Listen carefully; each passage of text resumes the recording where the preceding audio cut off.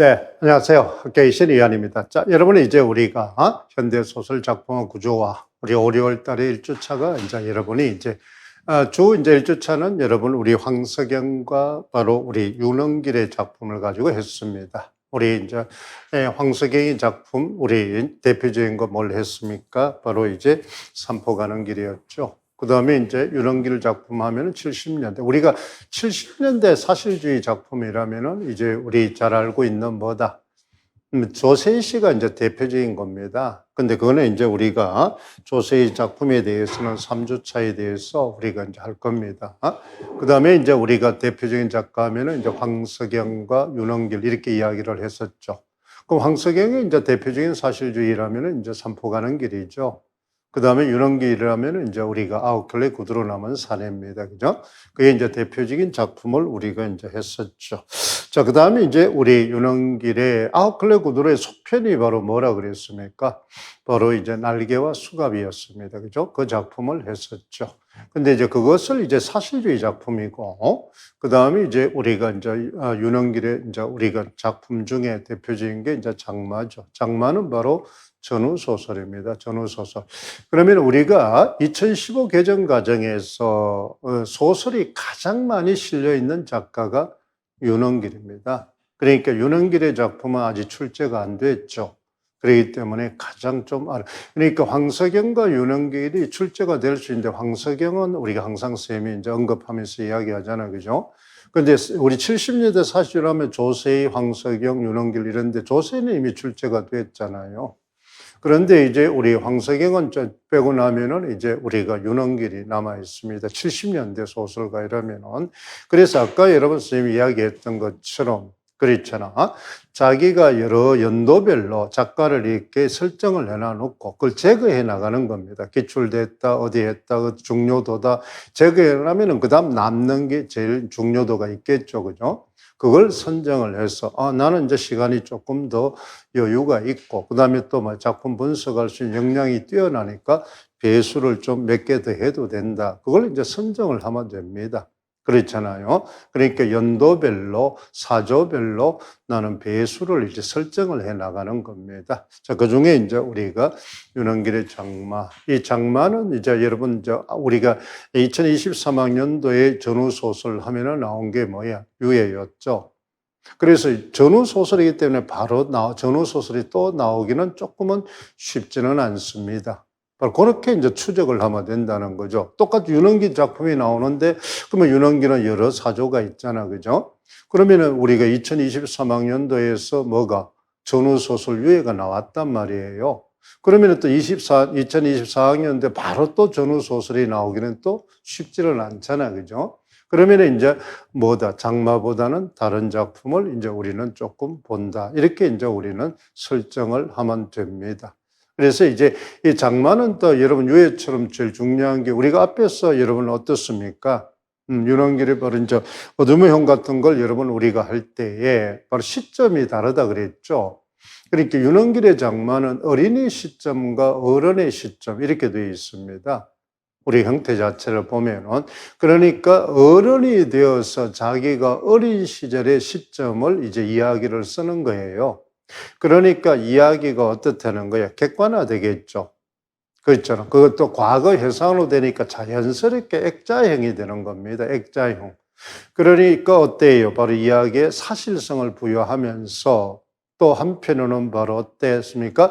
어린 시절에 자기가 몰랐던 내용들을 어른이 돼서 쓰니까 추측형으로 쓸 수도 있겠죠. 그죠? 그러니까 시점이 교차할 수도 있다는 것. 이중 시점이 나타날 수가 있다는 겁니다. 그런 걸 이제 우리가 보고, 그러면 여기는 글자 그대로 시간 배경이 장마가 시작해서 장마가 끝날 때까지로 되어 있습니다. 장마가 시작해서 장마가 끝날 때 그 시간이 되겠죠. 그러니까 긴 장마 이꼬로 우리가 바로 말하는 거예요. 그런 갈등이 되는 겁니다. 이념의 갈등. 여기서는 이제 전후소설이니까 대부분이 이념 갈등이죠. 이념 갈등을 어떻게 해결합니까? 해결 방법이 특이하다 그랬죠. 바로 우리가 뭐 하는 거예요? 가지고 있는 샤머니즘 사상, 우리 전통적인 샤머니즘 사상으로 이제 해결. 그러면 여러분 참 아이러니죠. 우리가 이제 여러분 이데올로기라는 자체는 가장 합리적인 그런 사상이라 그러잖아요. 그죠? 공산주의 사상, 이런 사상, 계급주의 사상.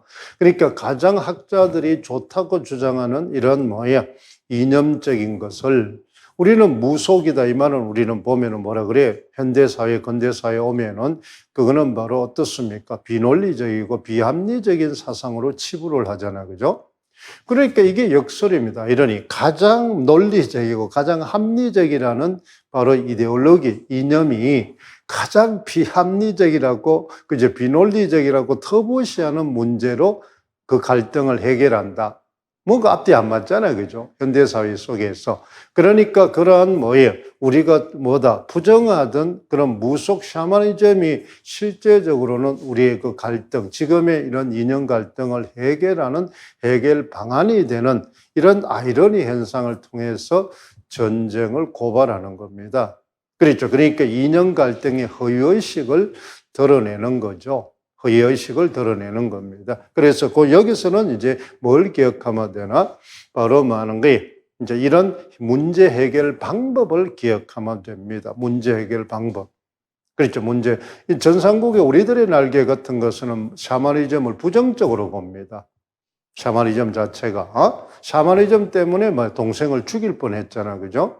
형태 자체를. 그런데 여기는 샤머니즘으로 바로 문제를 해결 방법을 쓴다는 거예요. 똑같은 사상인데 작가가 그에 대한 보는 관점에 따라 다르다는 그런 게 이제 우리 작가 세계관입니다. 그러면 그걸 왜 했느냐? 그런 바로 이념 갈등의 허위의식을 고발하고 비판하기 위해서 우리는 비논리적이고 비합리적이라고 생각하는 샤머니즘으로 문제를 해결하게 하는 겁니다. 그러면 그 샤머니즘에 해당하는 게 바로 뭐다? 우리가 이제 구렁이가 되겠죠. 여기는 장마도 중요하지만은 뭐예요? 중요한 사건에 바로 뭐나 그런 전환의 역할을 하는 게 구렁이입니다. 그죠? 구렁이. 그래서 이 구렁이는 우리가 보면 이중성을 가지고 있잖아요. 우리 뭐 하는 거예요? 그렇잖아. 뭐다? 화사처럼, 꽃뱀처럼, 그렇죠? 서정주의 꽃뱀 화사도 이중성을 지니고 있다고 그랬잖아요. 그죠? 그래서 이제 이 뱀이 부정의 개념도 있지만은 긍정의 개념도 있다는 겁니다. 그래서 이 뱀이 굉장히 자, 우리 교재를 한번 잠깐 볼까요? 827쪽을 한번 잠깐 보세요. 페이지는 좀 다를 수 있다 그랬습니다. 자기가 가지고 있는 책에 따라서. 그러니까 다른 교재를 가진 사람은 선생님이 지금 제시한 이 갈등 도표가 없을 수 있습니다. 그러면 이제 설명만 드리세요. 그러니까 선생님이 이제 그 보충 학습에 보면은 장마의 갈등 배경 등장 이렇게 이제 도표화시켜서 한눈에 보게 해놨죠. 뒤에 보면은 여기 갈등은 전부 바로 전후소서니까 이데올로기 갈등입니다. 그러면 그 이념은 눈에 보이지 않으니까 그 이념을 상징하는 인물이 있겠죠. 그 인물이 바로 삼촌과 외삼촌입니다. 그죠? 삼촌. 그러니까 이념은 바로 뭐예요? 가장 끈끈해야 될 뭐까지도 분열시킨다는 거야? 가족까지. 그러니까 이념은 이렇게 가장 많아 서로가 믿고 그렇잖아. 신뢰해야 될 가족마저도 많아. 분열시키는. 그래서 이념이 허위의식을 고발하는 겁니다. 가족도 이념을 이렇게 갈라놓는다 이 말. 원수처럼 만들게 된다는 거죠.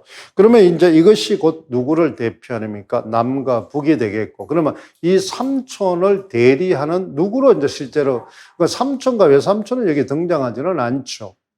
그런데 이제 등장하는 인물이 할머니와 외할머니가 대리전을 펼치는 겁니다. 그렇죠? 그게 형태 자체에서.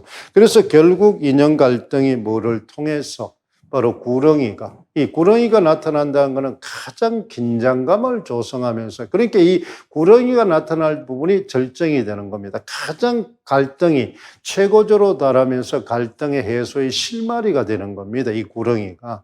그렇죠. 그러면 이 구렁이를 왜 이제 그러면 갈등의 해소로 보느냐? 이게 이제 샤머니즘이 되는 겁니다. 그래서 이제 우리는 객사한 원혼이 바로 많은 거예요. 구렁이로 등장을 한다는 겁니다. 그게 샤머니즘이죠. 그래서 이제 우리는 바로 많은 거예요. 그 원한이 맺힌 구렁이를 달래줌으로 인해서 바로 이제 두 사람이 화합을 하는 겁니다. 그죠? 화해.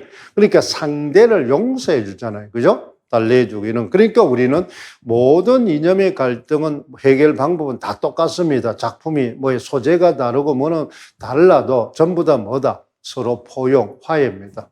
화해. 그게 바로 뭐 하는 게 전부 다 어떻습니까? 갈등 해소의 방법이다. 이렇게 이제 돼 있습니다. 그죠? 그 다음에 장마가 굉장히 중요하죠. 그랬잖아. 그러면 이제 갈등이기도 하고, 갈등 해소이기도 하고, 그 다음에 우리 배경의 기능, 바로, 그 다음 배경은 사건 전개 요소이기도 하고, 분위기를 형성하기도 하고, 그렇잖아. 그 다음 인물의 성격을 형성하기도 하고, 그랬잖아. 이런 방법이 이제 있습니다. 그렇죠? 그 다음에 이제 구렁이에 대하는 사람들의 태도가 다릅니다. 구렁이를 대하는 태도. 그러니까 할머니나 외할머니는 외할머니는 굉장히 정성껏 대해주고, 그렇잖아. 할머니는 구렁이를 보자 기절을 하고, 동네 사람 말 아이들은 바로 많은 게 돌팔매질을 하고 그렇잖아. 그러게 됩니다. 그러면 그 구렁이가 거의 돌팔매에 맞아가 돌팔매를 맞는다는 것은 시련 역경입니다. 고난입니다. 근데 그 구렁이가 본문에 보면은 바로 뭐야? 꽁지가 거의 떨어질 지경이 됐어요. 그 떨어진 것은 아닙니다. 떨어질 지경이 돼 있다는 것은 바로 뭘 뜻합니까? 우리 분단 현실을 이야기합니다. 그러니까 떨어져 버리면 완전 분단된 거죠. 근데 이제 떨어질 지경이 돼 있는 형태. 그렇지만 이제 하나 연결은 돼 있잖아요. 그죠? 그게 바로 구렁이가 바로 뭐하는 거예요? 바로 축은 누구다? 삼촌의 영혼이기도 하고 우리 민족이기도 합니다. 우리 민족, 우리 분단된 우리 민족이 되기도 되죠. 그래서 그것을 이제 할머니와 외할머니가 달래준다. 그러니까 그걸 서로 포용하고 용서해 주는 겁니다. 화해를 이제 하는 거죠. 그러므로 인해서 이제 갈등이 해소되는 그런 문제로 가고 있습니다. 그러니까 얘기는 바로 장마니까, 제목이 장마니까 뭐가 제일 중요하다? 배경이 중요하다는 겁니다. 그리고 현대 소설은 배경이 제일 중요합니다. 배경. 알겠죠? 그러면 여기는 장마니까 시간의 배경이죠. 그죠? 시간 배경. 그러면 이 장마가 바로 뭐예요? 장마가 지리하다 이렇게 돼 있잖아요. 그죠?